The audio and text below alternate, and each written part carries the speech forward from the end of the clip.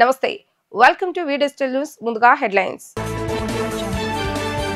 అసెంబ్లీలో వైద్య ఆరోగ్య శాఖపై జరిగిన లఘు చర్చలో పలు అంశాలను ప్రస్తావించిన సీఎం చంద్రబాబు నాయుడు ప్రతి జిల్లాకు మెడికల్ కాలేజ్ ఏర్పాటు చేస్తామని వెల్లడి శాసనమండలి సభ్యుల ప్రశ్నలకు మంత్రి నారా లోకేష్ సమాధానం ఫీజు రియంబర్స్మెంట్ పై చర్చకు ప్రభుత్వం సిద్ధంగా ఉందని వెల్లడి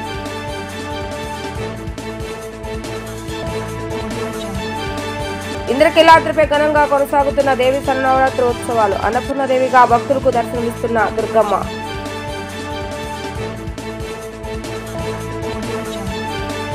ఆంధ్రప్రదేశ్ రాష్ట్రం ఆరోగ్య ఆంధ్రప్రదేశ్ గా మారాలని ముఖ్యమంత్రి నారా చంద్రబాబు నాయుడు స్పష్టం చేశారు. రాష్ట్రంలో వైద్య మౌలిక సదుపాయాలు ప్రపంచ ఆరోగ్య సంస్థ WHO ప్రమాణాల కంటే మెరుగ్గా ఉన్నాయని వివరించారు. అసెంబ్లీలో వైద్య ఆరోగ్య శాఖపై జరిగిన లఘు చర్చల్లో మాట్లాడుతూ ఆయన పలు కీలక అంశాలను ప్రస్తావించారు. ప్రస్తుతం రాష్ట్రంలో 1,15,499 మంది వైద్యులు 70,243 మంది నర్సులు సేవలు అందిస్తున్నారని తెలిపారు. మన దేశంలో సగటు జీవితకాలం 70 ఏళ్లు ఉందని ఆరోగ్య సదుపాయాల మెరుగుదలతో దీన్ని మరింత పెంచడం ప్రభుత్వ ప్రధాన లక్ష్యమని ఆయన అన్నారు.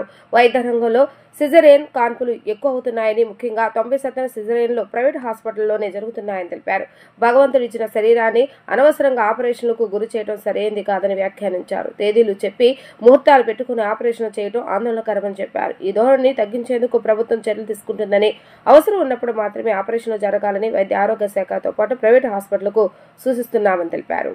9 డిస్ట్రిక్ట్ హాస్పిటల్స్, 17 జీజీహెచ్లు, 38 మెడికల్ కాలేజీలు, 2 dental colleges, 13 nursing colleges, 8 nursing schools ఉన్నాయి. ఇంకొక పక్కన WHO నామ్స్ ఇది కూడా ఒకసారి చూసుకుంటే మెడికల్ ఆఫీసర్ ఫర్ 1000కి 1 ఉండాలని పెట్టుకున్నారు. మనం 1.5 ఉన్నాం. మనం వాళ్ళకంటే బెటర్, వాళ్ళ ప్రిస్క్రిప్షన్ కంటే బెటర్గా ఉన్నాం. నర్సెస్ ఫర్ 1000 ANMలు కానీ, RN కానీ, RMలు కానీ మొత్తం చూస్తే 3 ఉండాలి. దాంట్లో 1000కి మన దగ్గర 3.8 ఉన్నారు, బెటర్గా ఉన్నాం.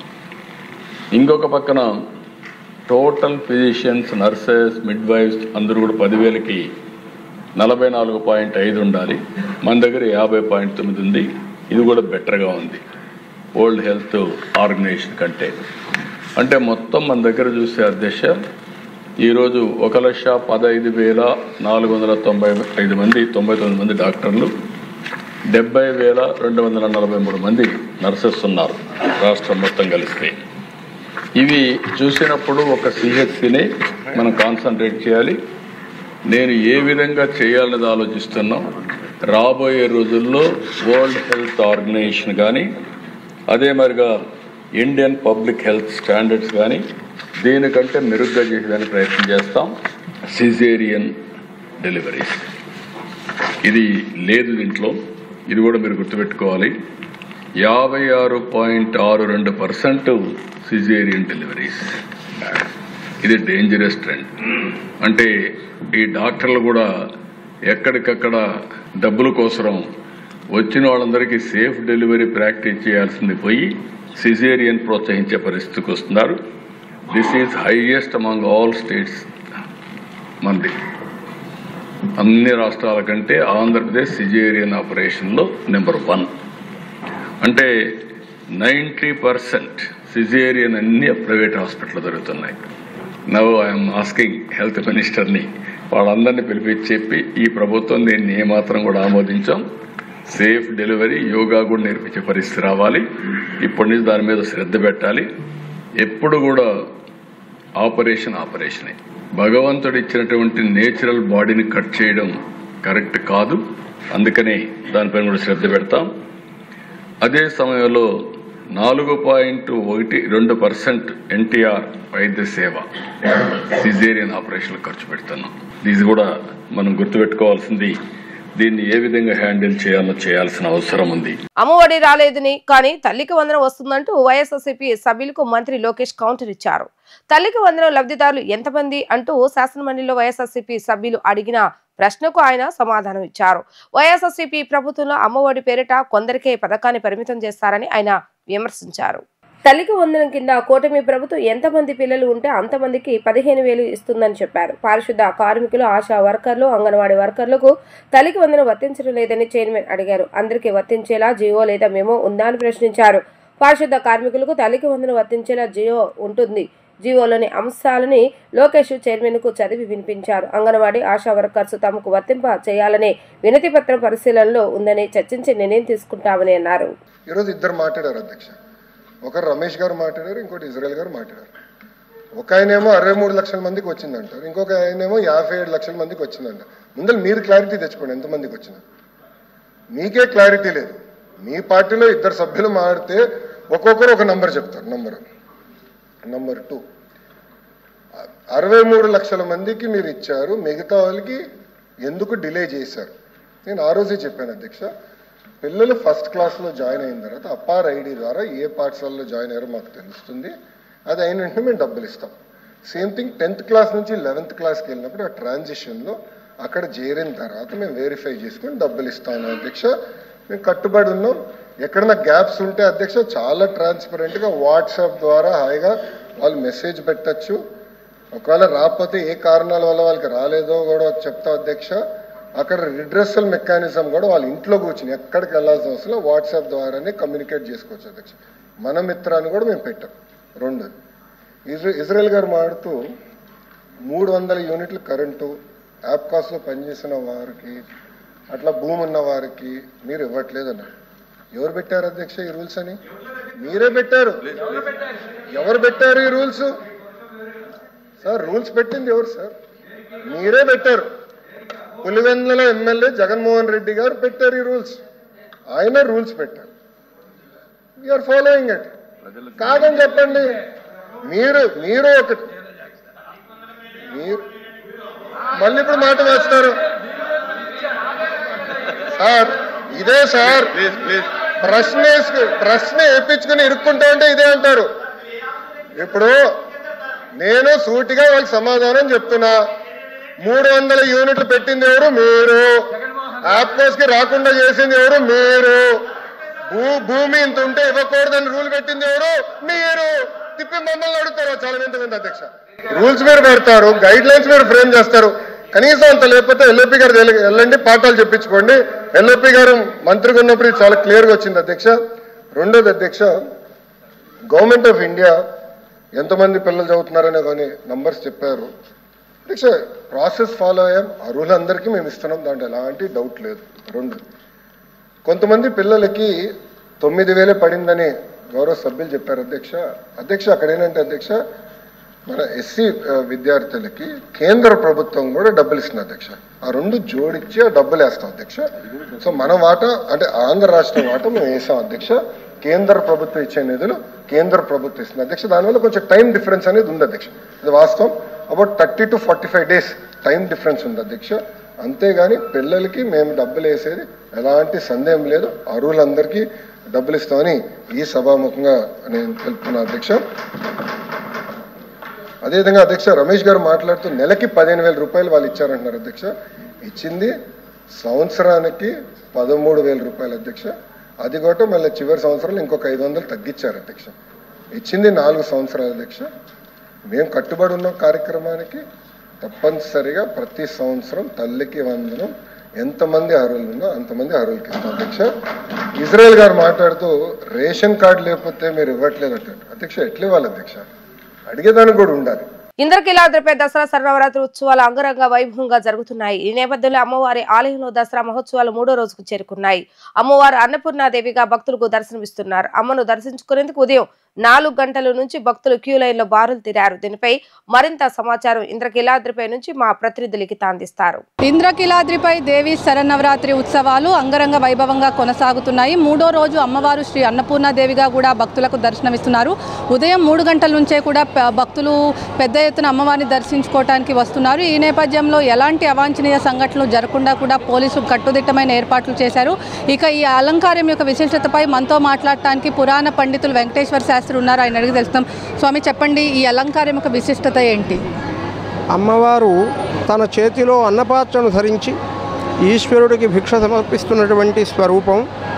నిర్ధూతాఖిల ఘోర పావనకరీ ప్రత్యక్ష మాహేశ్వరి.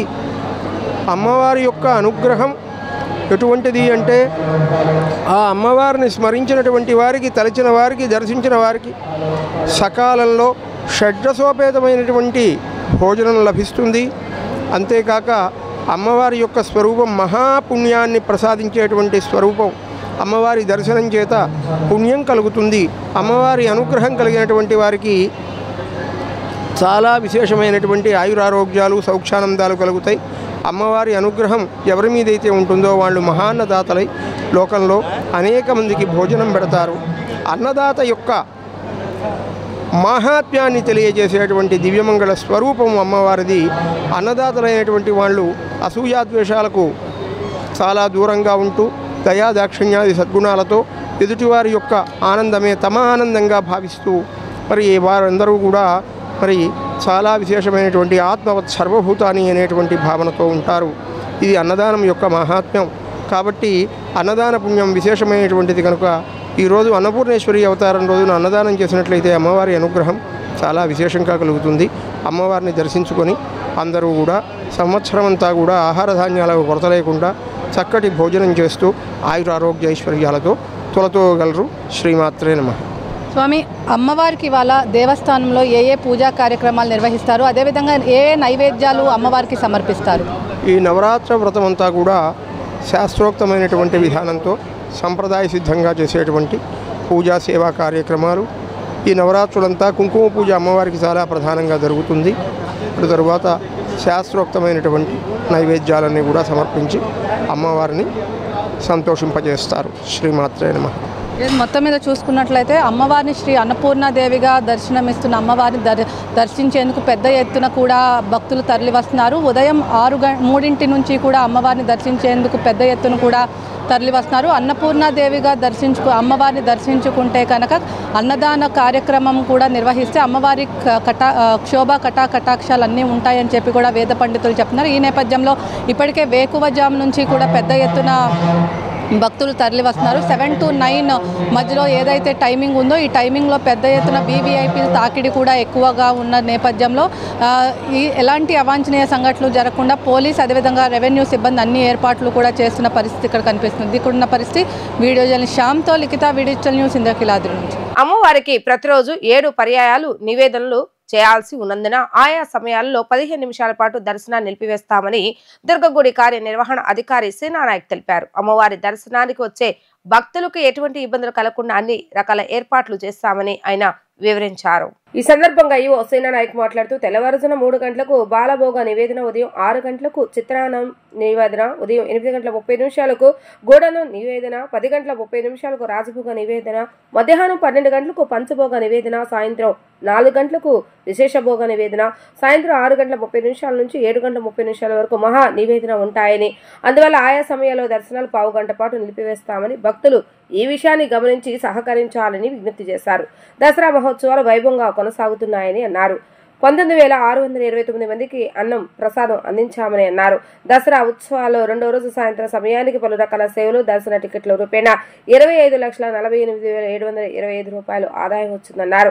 300 రూపాయల టికెట్లు 2,998 విక్రయించగా 8,99,400 రూపాయలు వచ్చాయని, 100 రూపాయల టికెట్లు 3,162 విక్రయించగా 3,16,200 రూపాయలు వచ్చాయని, 15 రూపాయల లడ్డూలు 12,462 విక్రయించగా 1,86,930 రూపాయలు, 100 రూపాయల లడ్డూ బాక్సులు 9,667 విక్రయించగా 9,66,700 రూపాయల ఆదాయం వచ్చిందన్నారు. ఇది కాకుండా పరోక్షంగా జరిగిన ప్రత్యేక కుంకుమార్చన ద్వారా 99,000 రూపాయలు, అదేవిధంగా పరోక్ష ప్రత్యేక శ్రీచక్రవార్చన ద్వారా 9,000 రూపాయలు, ప్రత్యేక ఖడ్గమాలార్చన ద్వారా 20,464 రూపాయలు, ఫోటో అండ్ క్యాలెండర్ విక్రయం ద్వారా 5,585 రూపాయలు, కేశకాండన ద్వారా 36,480, ఇతరత్ర ద్వారా 8,966 రూపాయల ఆదాయం వచ్చిందని అన్నారు.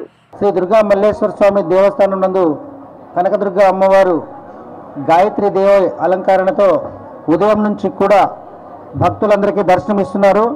ముఖ్యంగా మనకు ఈరోజు పిలిగ్రిమ్స్ కౌంట్ తీసుకుంటే ఉదయం నుంచి 5 గంటల వరకు కూడా 60,641 మంది అమ్మవారి దర్శనం ఈరోజు చేసుకోవడం జరిగింది.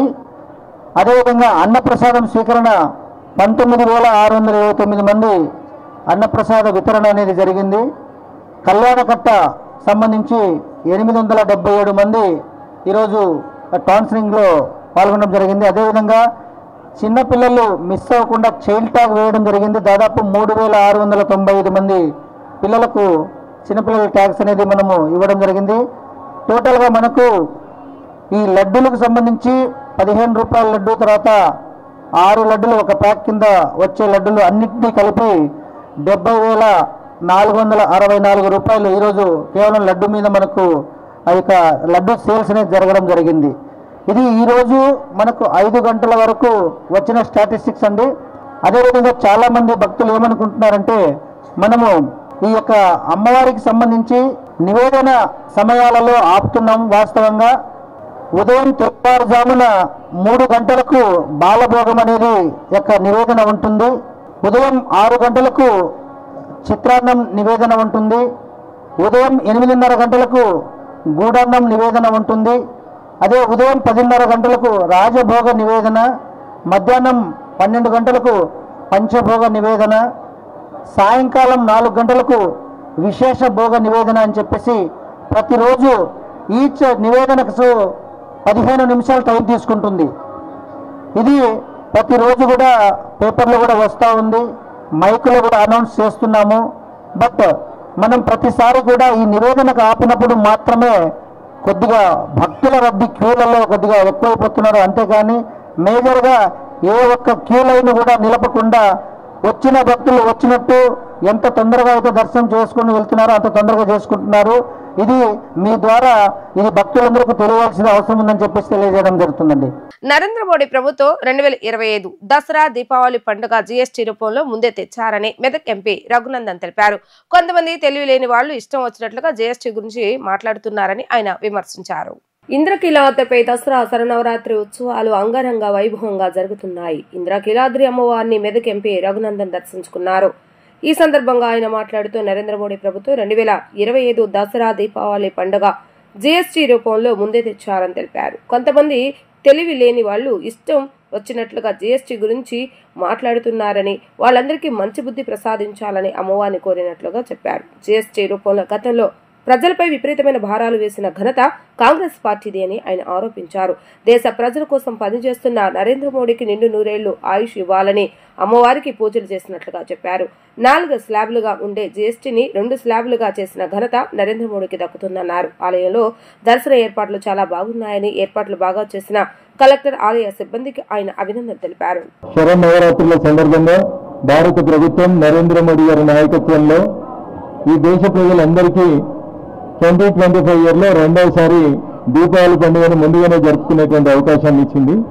కొంతమంది మూర్ఖులకి జీఎస్టీ ఎవరు తెచ్చారు, ఎవరు పెంచారు, జీఎస్టీ అంటే ఏందో అర్థం కానివాడు కూడా సోషల్ మీడియాలకు వచ్చి 10 ఏళ్ళు జీఎస్టీ పెంచింది భారతీయ జనతా పార్టీ ప్రభుత్వం అని మాట్లాడుతోంది. అట్లాంటి తెలియలేనటువంటి పెద్దలకి ఆ అమ్మవారు మంచి బుద్ధిని ప్రసాదించాలని కనకదుర్గమ్మ తల్లిని ప్రార్థిస్తా ఉన్నా. జీఎస్టీ మా కళ, మా సోనియమ్మ మానస కళ అని చెప్తా ఉంటారు కొంతమంది. 18 సంవత్సరాలు జీఎస్టీని పక్కన పెడితే 10 సంవత్సరాల అధికారంలో ఉండి వాళ్ళు తేలేకపోతే తొలి నడక నేర్చినటువంటి చిన్నపిల్లాడు ఎట్లయితే ఇబ్బందులు పడతాడో అట్లా అనేక అవస్థల్ని ఎదుర్కొన్న తర్వాత ఈ దేశ ప్రధాని నరేంద్ర మోడీ గారు 2017వ సంవత్సరంలో ఈ దేశ ప్రజలకు తీసుకొచ్చినటువంటి ఏకపన్ను విధానమే జీఎస్టీ. నడక నేర్చిన సందర్భం లోపల పిల్లాడు ఎట్లయితే తడబడతాడో దేశ పార్లమెంట్లో ఉన్నటువంటి అన్ని పార్టీలను ఒప్పించి ఏకపన్ను విధానాన్ని దేశంలో తీసుకురావడానికి భారతీయ జనతా పార్టీ నరేంద్ర మోడీ గారి ప్రభుత్వం విశిష్టంగా కృషి చేసి అన్ని పార్టీలను ఒప్పించి జీఎస్టీ బిల్లును పాస్ చేయడం జరిగింది. భారతీయ జనతా పార్టీ నరేంద్ర మోడీ గారి నాయకత్వంలో జీఎస్టీ బిల్లు పాస్ చేసే కంటే ముందు ఛాయ్ మీద, కాఫీ మీద వేసేటువంటి పన్ను 24 నుంచి 28% ఉండే. నేడు ఆ పన్ను 5%కి తగ్గించినటువంటి ఘనత నరేంద్ర మోడీ గారిది. అందుకని ఏ పని చేసినా విమర్శించాలి అనేటువంటి ఒక మూర్ఖ భావం నుంచి బయటికి రావాలని మిత్రులందరూ కూడా నేను ఈ సందర్భంగా అయిపోగలుగుదలుచుకున్నాను. ఈ శరన్నవరాత్రి ఉత్సవాల సందర్భంగా ఏ గ్రామానికి అయినా పేద ప్రజలు నరేంద్ర మోడీ గారిని తమ కుటుంబ సభ్యునిగా తమకు ఖర్చుని తగ్గించి పేద ప్రజలకి అండగా ఆశీస్సులు ఇస్తా ఉన్నాడని చెప్పి 140 కోట్ల ప్రజలు నరేంద్ర మోడీ గారిని తమ కుటుంబ సభ్యునిగా భావిస్తూ ఉంటే వారు తీసుకొస్తున్నటువంటి రిఫార్మ్స్, వారు చేస్తున్నటువంటి ప్రజలు ఆ తల్లి ఆశీస్సులతో వారికి నిండు నూరేళ్ళు ఇవ్వాలని చెప్పి నేను ఈ సందర్భంగా కనకదుర్గమ్మ తల్లిని వేడుకుంటా ఉన్నాను. ఇంద్రకీలాద్రిపై దేవి శరన్నవరాత్రి ఉత్సవాలు అంగరంగ వైభవంగా జరుగుతున్నాయి. గాయత్రి దేవిగా దర్శనమిస్తున్న అమ్మవారిని విజయనగరం ఎంపీ కలిశెట్టి అప్పలనాయుడు దర్శించుకున్నారు. రాష్ట్రం సుభిక్షంగా ఉండాలని కోరుకున్నారని తెలిపారు. ఏర్పాట్లు చాలా బాగున్నాయి అంటున్న ఎంపీ కలిశెట్టి అప్పలనాయుడుతో మా ప్రతినిధి లిఖిత ఫేస్ టు ఫేస్. ఇంద్రకీలాద్రిపై దేవి శరన్నవరాత్రి ఉత్సవాలు అంగరంగ వైభవంగా జరుగుతాయి. రెండో రోజు అమ్మవారు శ్రీ గాయత్రీ దేవిగా భక్తులకు దర్శనమిస్తున్నారు. గాయత్రీ దేవిగా ఉన్న అమ్మవారును కలిశెట్టి అప్పలనాయుడు కూడా దర్శించుకున్నారు. ప్రస్తుతం ఆయన మనతో ఉన్నారు. సార్ చెప్పండి, ఏర్పాట్లు ఎలా ఉన్నాయి ఏంటి? ఏర్పాట్లు బాగున్నాయమ్మా. సామాన్య భక్తులు కూడా చాలా హ్యాపీగా ఉన్నారు. అమ్మవారి దర్శనానికి చాలామంది భక్తులు కూడా అడిగాను, అందరూ కూడా చాలా హ్యాపీగా ఉన్నారు. చంద్రబాబు నాయుడు గారి నాయకత్వంలో ఎప్పుడు కూడా దేవాలయాలు కానీ లేకపోతే ఇతర యాక్టివిటీస్ కానీ అద్భుతంగా ఉంటాయి. ఎందుకంటే ఆయనకు ముందు చూపుతో ఏర్పాట్లన్నీ కూడా పక్కా చేస్తారు, సమన్వయంతో చేస్తారు. ఇక్కడ యూనియన్ పోలీస్ అన్ని రకాలుగా బాగున్నాయి. ముఖ్యంగా ఏంటంటే భక్తులకి అసౌకర్యం లేకుండా ఏర్పాట్లు చేశారు. అయితే వీఐపీ దర్శనంకి వచ్చేటప్పుడు మాత్రం ఖచ్చితంగా వీఐపీ సంబంధించి ఎవరైతే ఉన్నారో వాళ్ళకి సంబంధించి మనం అందరం కూడా సలహా, నేను ఏంటంటే ఒక సజెషన్ ఇస్తున్నాను. భక్తులు ఎక్కువ సమయంలో ఉండేటప్పుడు కాకుండా మనకి ఏదైతే వాళ్ళకి అధికారులతో మాట్లాడి సకాలంలో వచ్చి దర్శనం చేసుకుని వెళ్ళిపోతే బెటర్ అనేది నా ఆలోచన అన్నమాట. సార్, అమ్మవారిని ఏం కోరుకున్నారు ఏంటి? రాష్ట్ర అంటే మీరు ఢిల్లీలో కూడా సైకిల్ తొక్కుతారు, ఇప్పుడు ఎలా వచ్చారు సార్? అంటే కార్లో వచ్చారా, సైకిల్లో వచ్చారా, నడుచుకుంటూ వచ్చారు? అలాగే వచ్చాం, దర్శనం చేసుకున్నాం. అమ్మవారి ఆశీర్వాదం కావాలి. ముఖ్యంగా రాష్ట్ర ప్రజానీకం ఈరోజు అందరూ కూడా బాగుండాలి. గౌరవ ముఖ్యమంత్రి చంద్రబాబు నాయుడు గారు చేస్తున్న ప్రయత్నం ఒక యజ్ఞం. ఇది యజ్ఞానికి అమ్మవారి ఆశీస్సులు కూడా కావాలి. అమ్మవారి ఆశీస్సులు కూడా ఉన్నాయని మనస్ఫూర్తిగా నేను తెలియజేసుకుంటాను. సార్, ఇటు దసరా ఉత్సవాలతో పాటు విజయవాడ ఉత్సవం కూడా నిర్వహిస్తున్నారు. రేపు ఉపరాష్ట్రపతి కూడా రాబోతున్నారు. ఎలా ఫీల్ అవుతారా ఏంటి? చాలా మంచిది పరిణామం. ఎందుకంటే ఈరోజు మనం అందరం కూడా ఈరోజు ఉపరాష్ట్రపతి గారు వారు తొలిసారికి ప్రమాణ స్వీకారం చేసిన తర్వాత ఆంధ్రప్రదేశ్ అమ్మవారు దర్శనంతో పాటు ఉత్సవాలకు వస్తున్నారు. ఇది మంచి పరిణామం. ఎన్డీఏ కూటమి అభ్యర్థి మంచిగా మెజార్టీతో గెలవడం, చంద్రబాబు నాయుడు గారు సపోర్ట్ చేయడం, ఇది మంచి పరిణామం. సో వారిని రేపు మేము స్వాగతిస్తున్నాం ఈ విషయంలో. Thank you. మొత్తం మీద చూసుకున్నట్లయితే ఇంద్రకీలాద్రిపై దేవి శరన్నవరాత్రి ఉత్సవాల్లో అమ్మవారిని దర్శించుకోవటం చాలా ఆనందంగా ఉందని చెప్పి, అదేవిధంగా ఎన్డీఏ అభ్యర్థి కూటమి ప్రభుత్వం ఎవరైతే ఉన్నారో రామకృష్ణాన్ని కూడా ఆంధ్రప్రదేశ్లో స్వాగతించడం కూడా చాలా ఆనందంగా ఉంది. క్యూ లైన్లో భక్తులు ఎవరైతే ఉన్నారో క్యూ లైన్లో ఉన్న భక్తులు అందరూ కూడా ఎక్కువసేపు ఉన్న నేపథ్యంలో వాళ్ళకి ఎలాంటి ఇబ్బందులు లేకుండా అధికారులు అన్ని ఏర్పాట్లు కూడా చేశారని చెప్పి, ఏర్పాట్లన్నీ కూడా చాలా అద్భుతంగా ఉన్నాయని చెప్పి కూడా ఇక్కడ ఎంపీ కలిశెట్టి అప్పలనాయుడు చెప్తున్నారు. ఇది ఇక్కడ ఉన్న పరిస్థితి. వీడియో జర్నలిస్ట్ శ్యామ్తో లిఖిత, డిజిటల్ న్యూస్, విజయవాడ. ఇంద్రకీలాద్రిపై కొలువు తీరిన దుర్గమ్మను దసరా పర్వదినాలలో దర్శించుకోవడం చాలా అదృష్టంగా భావిస్తున్నారని ఎంపీ బీజేపీ అధ్యక్షులు ఎమ్మెల్సీ పివిఎన్ మాధవ్ తెలిపారు. ఇంద్రకీలాద్రిపై దుర్గమ్మను ఏపీ బీజేపీ అధ్యక్షులు పివిఎన్ మాధవ్ దర్శించుకున్నారు. ఈ సందర్భంగా ఆయన మాట్లాడుతూ భక్తులకు ఇబ్బంది లేకుండా ఏర్పాట్లు చేసినందుకు సంతోషంగా ఉందన్నారు. చక్కటి ఏర్పాట్లు చేసిన ప్రభుత్వానికి, అధికారులకు అభినందన తెలిపారు. అమ్మవారి కరుణ కటాక్షాలు అందరిపైన ఉండాలని ఆకాంక్షించారు. మన ధర్మానికి ఆటంకం లేకుండా చూడాలని అమ్మవారిని కోరినట్లుగా వివరించారు. శ్రీ దుర్గా మల్లేశ్వరి అమ్మవారి దేవస్థానానికి అలాగే దసరా సందర్భంగా అమ్మవారి దర్శనం, ఇవాళ గాయత్రీ దేవిగా అలంకరించిన అమ్మవారిని దర్శించుకోవటం చాలా అద్భుతంగా అనిపించింది. ఈ యొక్క దసరా నవరాత్రుల ఏర్పాట్లు ఇంద్రకీలాద్రిపై రంగరంగ వైభవంగా నడుస్తుంది. అలాగే భక్తులందరికీ కూడా ఎక్కడ అసౌకర్యం లేకుండా ఉండే ప్రయత్నం కూడా ఇవాళ ఉత్సవ కమిటీ అలాగే స్థానిక శాసనసభ్యులు అందరూ కూడా ఆ విధంగా చేయటం నిజంగానే ఈసారి భక్తులు ఎవ్వరు కూడా ఎటువంటి ఇబ్బంది లేకుండా చేసిన తీరుకి అధికారులకి అలాగే ప్రజాప్రతినిధులకి అలాగే మన ఉత్సవ కమిటీకి కూడా అభినందనలు తెలియజేస్తున్నాను. తల్లి యొక్క చల్లని దీవెనల కారణంగా మొత్తం దేశమంతా కూడా సుభిక్షంగా క్షేమంగా ఉంది.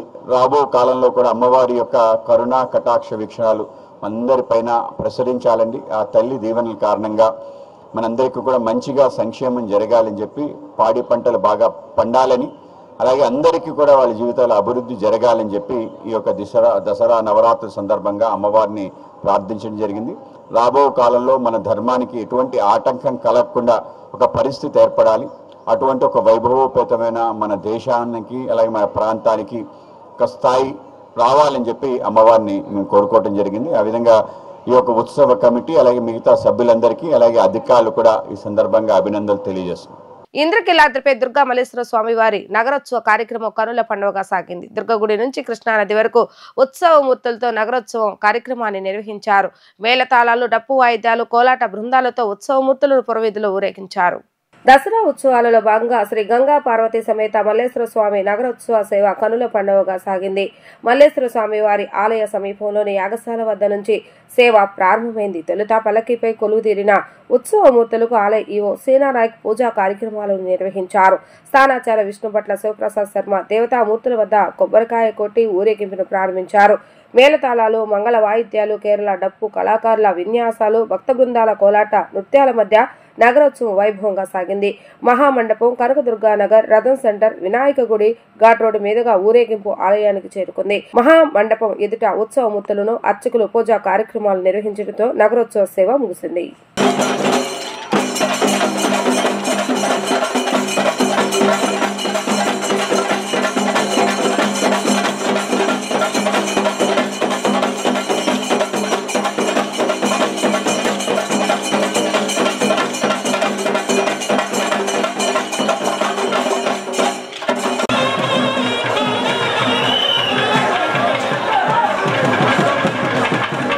వార్తలు ముగించే ముందు హెడ్లైన్స్ మరొకసారి.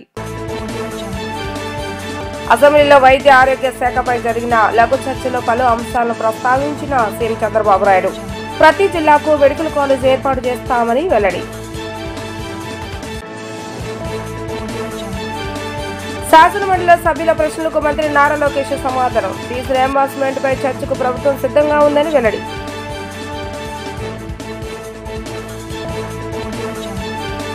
ఇంద్రకీలాద్రిపై ఘనంగా కొనసాగుతున్న దేవి శరన్నవరాత్రి ఉత్సవాలు. అన్నపూర్ణదేవిగా భక్తులకు దర్శనమిస్తున్న దుర్గమ్మ.